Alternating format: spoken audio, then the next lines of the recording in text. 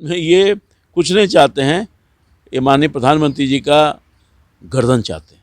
Plan करके सब योजनाबद्ध तरह का 26 तारीख को हंगामा किया गया है।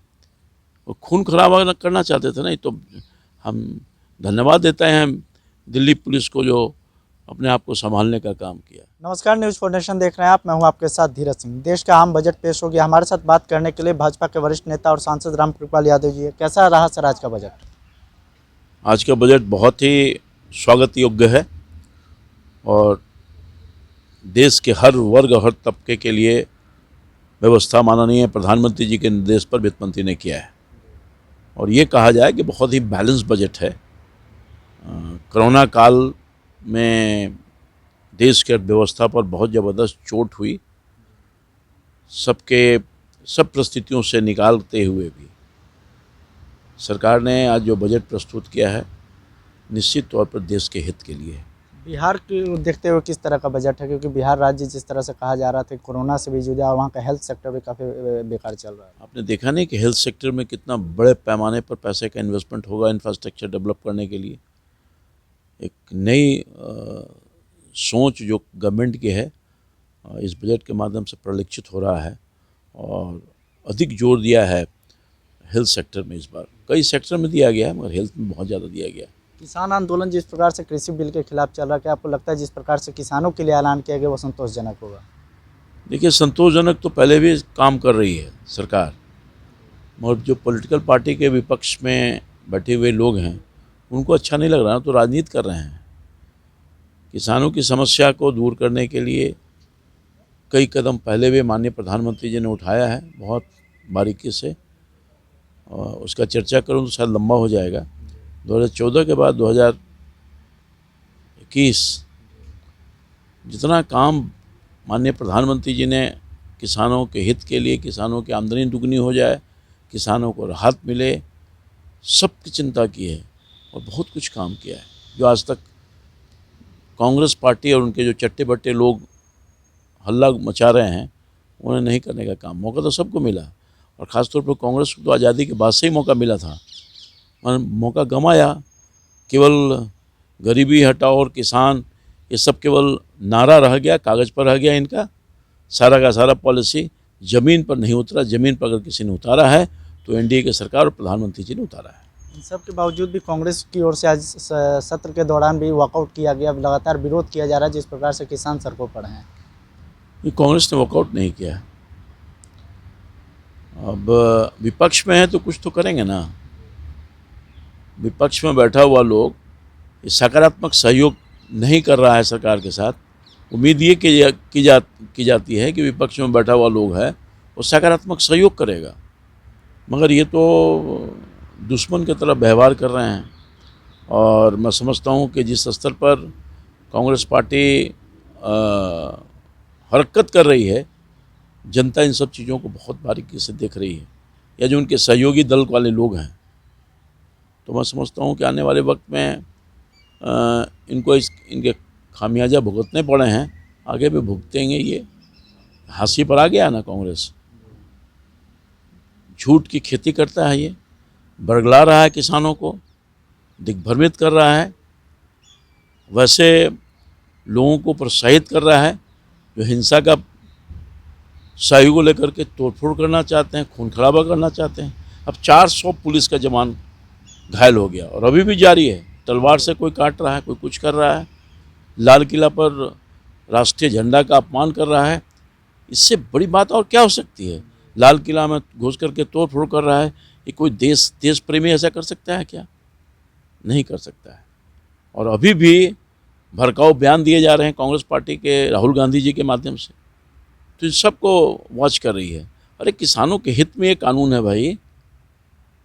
आप इसलिए कि कांग्रेस पार्टी विफल हो गई, यही प्रस्ताव आज लाया गया है, कानून का रूप दिया गया है। सुधार की मांग तो कब से कर रहे हैं, अपने मैनिफेस्टो में रखा है इन्होंने।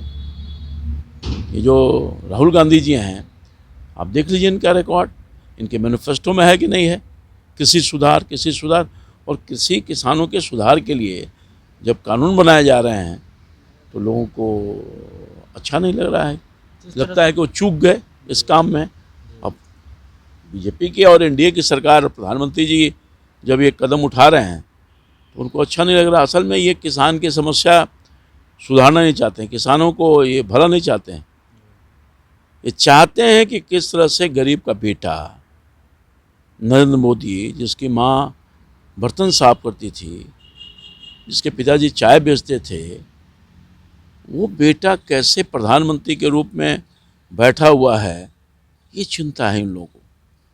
ये जो प्लान करके सब योजनाबद्ध तरह करना 26 तारीख को हंगामा किया गया है, वो खून खराबा करना चाहते थे ना। तो हम धन्यवाद देते हैं दिल्ली पुलिस को जो अपने आप को संभालने का काम किया। नहीं तो वो असल में ये कुछ नहीं चाहते हैं, ये माननीय प्रधानमंत्री जी का गर्दन चाहते हैं। अच्छा सर, जिस प्रकार से निजीकरण पर बजट पर जोर दिया गया, विपक्ष का ये भी कहना कि देश को बेच रही है सरकार। देश को बेच नहीं रही है, देश को बेचने से बचा रही है और सारा कदम उठा रही है जो देश हित में हो। ये लोग क्या बोलेंगे? देश के बेचने वाले तो ये लोग हैं। अपने कार्यकाल में देखे ना क्या क्या किया इन्होंने, बर्बाद कर दिया था देश को। उस बर्बादी की ही वजह है कि आज देश की दुर्गति हो रही है। 14 के बाद तो सिर्फ माननीय प्रधानमंत्री जी ने कई कड़े कदम उठाए हैं जिससे कि अर्थव्यवस्था दुरुस्त हो सके और भ्रष्टाचारियों पर नकेल कसने का काम किया है। और वो पैसा बचा हुआ गांव गरीब तक खर्च करने का काम किया है।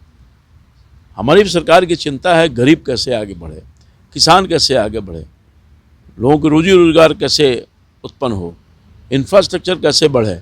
इसलिए आपने देखा होगा सड़क में, स्वास्थ्य में, शिक्षा में, हर इलाके में पैसा खर्च किया गया है, खर्च करने का प्रावधान किया गया है और सबका ख्याल रखा गया है। बूढ़ा का, बूढ़ी का, महिला का, सबका ख्याल रखा है माननीय प्रधानमंत्री जी ने।